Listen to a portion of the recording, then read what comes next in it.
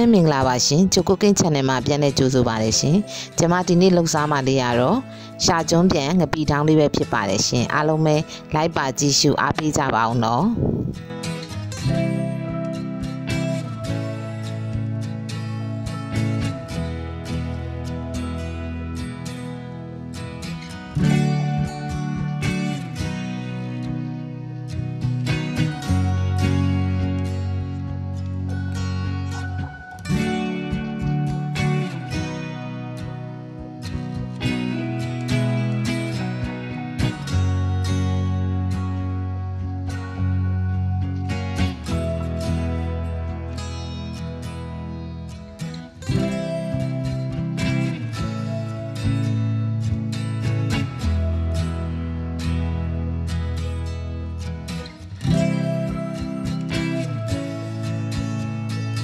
အရင်ဦးဆုံးငပီတောင်းလေးလုပ်ဖို့အတွက်ကျမတို့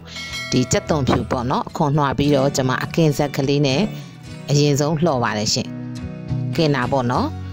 လှော်ပြီးတော့ကင်ပါတယ်ရှင်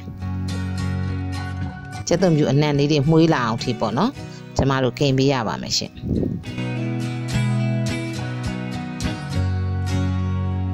ပြီးသွားရင်တော့အဲကြက်သွန်ဖြူလေးတွေကိုပကံတစ်ခုလည်းထည့်ထားပါမယ်ပြီးသွားရင်တော့ငရုတ်သီးစိမ်းလေးတွေကိုလည်းအဲ့လိုပဲအကင်ဇက်ထဲမှာကျမထည့်ပြီးတော့လှော်ပြီးကင်ပေးပါတယ်ရှင်ဘိုင်းမနာအောင်ပေါ့နော်ငရုတ်သီးစိမ်းတွေကို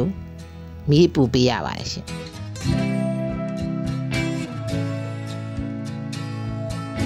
ပြီးသွားရင်တော့အဲ့ဒီငရုတ်သီးစိမ်းလေးတွေကိုလည်းပကံတစ်ခုလည်းထည့်ထားပါမယ်နော်ပြီးရင်တော့ကျမတို့ညှင်ငပိပေါ့စိမ်းစားငပိကိုအဲ့ဒီအကင်ဇက်ထဲမှာပဲထည့်ပြီးတော့ကျမတို့ထည့်ပြီးတော့မီးအပူပေးပါမယ်เนาะကင်ပါမယ်ရှင်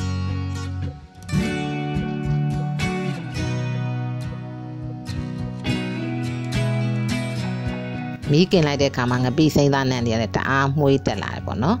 အခုဆိုရင်တော့ငပိစိမ်းသားလည်းရသွားပါပြီအဲဆိုရင်တော့အားလုံးကိုရောပြီးတော့ကျွန်မထောင်းပါမယ်ရှင်အရင်ဦးဆုံးကျွန်မကြက်သွန်ပြူအရင်စထောင်းပါတယ်ရှင်မီးကင်ထားတဲ့အတွက်ကြက်သွန်ပြူလေးတွေကပြော့နေတဲ့အတွက်ထောင်းရတာလည်းလွယ်ကူပါတယ်เนาะအရင်မခက်ခဲပါဘူးရှင်ဒီငပိတောင်းလေးကလည်းထမင်းမိန်စေပါတယ်ရှင်တေချာကြက်သွန်ပြူလေးတွေကိုညှက်အောင်ကျွန်မထောင်းပါမယ်နော်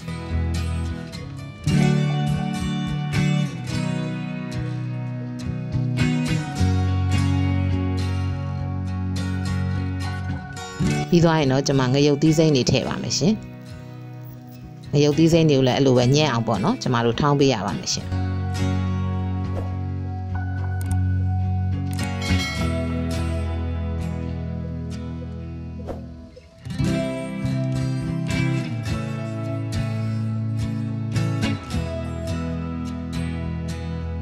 ပြီးသွားရင်တော့ကျွန်မပစုံကြောင်းမှုတ်တွေထည့်ပါရှင်ပစုံကြောက်ကိုအကောင်သေးလေးတွေပေါ့နော်အမှုန့်တော့မဟုတ်ပါဘူးအကောင်သေးလေးတွေပါအဲ့ဒါလေးတို့ထည့်ပြီးတော့ကျွန်မအားလုံးရောပြီးတော့ထောင်းလိုက်ပါရှင်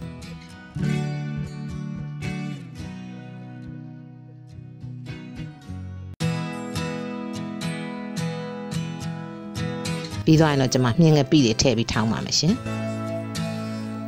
အားလုံးသမအောင်ပေါ့နော်တေချာလေးထောင်းပေးရပါမယ်ရှင်သူကဆက်ဆက်ကလေးနဲ့ပေါ့နော်ဒီငပိတောင်းတွေကအရန်ထမင်းမိန်ပါတယ်ရှင်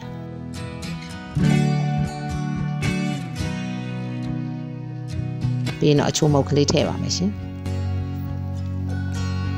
စားတို့ငပြိုင်တို့မထည့်ရပါဘူးเนาะဘာလို့ငပိမှာသူကအငံတက်ပါပြီးသားပါရှင်စားတို့ငပြိုင်တို့ထည့်ထောင်းစရာမလိုပါဘူးရှင်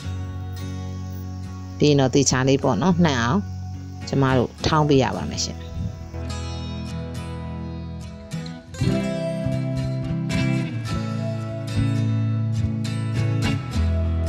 โอเคအဲ့လိုပေးလေးတွေမှာအပေါ်တက်သွားလို့ရှိရင်ကျမတို့ဇွန်းလေးနဲ့ပေါ့နော်ပြန်ပြီးတော့ယူပြီးတော့ထောင်းပေးရပါမယ်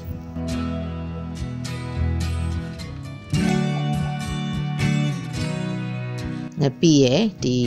ကြက်သွန်ဖြူငရုတ်သီးစိမ်းပစုံကြောက်တွေနဲ့တမအောင်ပေါ့နော်တော်တော်ကြာလေးထောင်းပေးရပါမယ်ရှင်ပြီးသွားရင်တော့ကျမဒီငပီသားကိုနယ်ဖို့အတွက်ပေါ့နော်ကျွန်မတက်မြာကြီးညှစ်ထည့်ပါရှင်တက်မြာကြီးကြတော့ဟိုတငယ်ချင်းတို့စိတ်ကြိုက်ထည့်လို့ရပါတယ်နော်ချင်းချင်းကြိုက်ရင်လည်းချင်းချင်းပေါ့များထည့်ပေါ့ဟိုတိတ်ပြီးတော့ချင်းတာမကြိုက်လို့ရှင်လည်းအနေတော်လေးပေါ့နော်ကျွန်မတို့ထည့်ပြီးတော့တခါတည်းမှုေးပေးပါမယ်ရှင်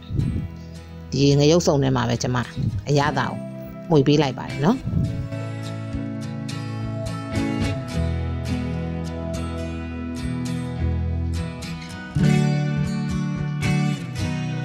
ဘာမှလည်းမခက်ပါဘူးရှင်ဒီဟင်းလေးရတယ်ထမင်းစားမိန်ပါတယ်နော်ဒီငပီတောင်းလေးရတယ်လွယ်လွယ်ကူကူလေးနဲ့ထမင်းစားမိန်နဲ့ဟင်းလေးတစ်ခွက်ပါပဲအခုဆိုရင်နော်အရသာကောင်းမှပြီးတော့ရှာကိုလည်းဂျွန်းပြန်သွားပြီးတော့ဆက်အောင်ပေါ့နော်လုပ်ထားတဲ့ငပီတောင်းလေးတစ်ခွက်ရပါပြီရှင်ကျမရဲ့ဗီဒီယိုလေးတွေကိုကြိုက်နှစ်သက်တယ်ဆိုရင်တော့ like and subscribe လေးလုပ်ပြီးတော့အားပေးခဲ့ကြပါအောင်နော်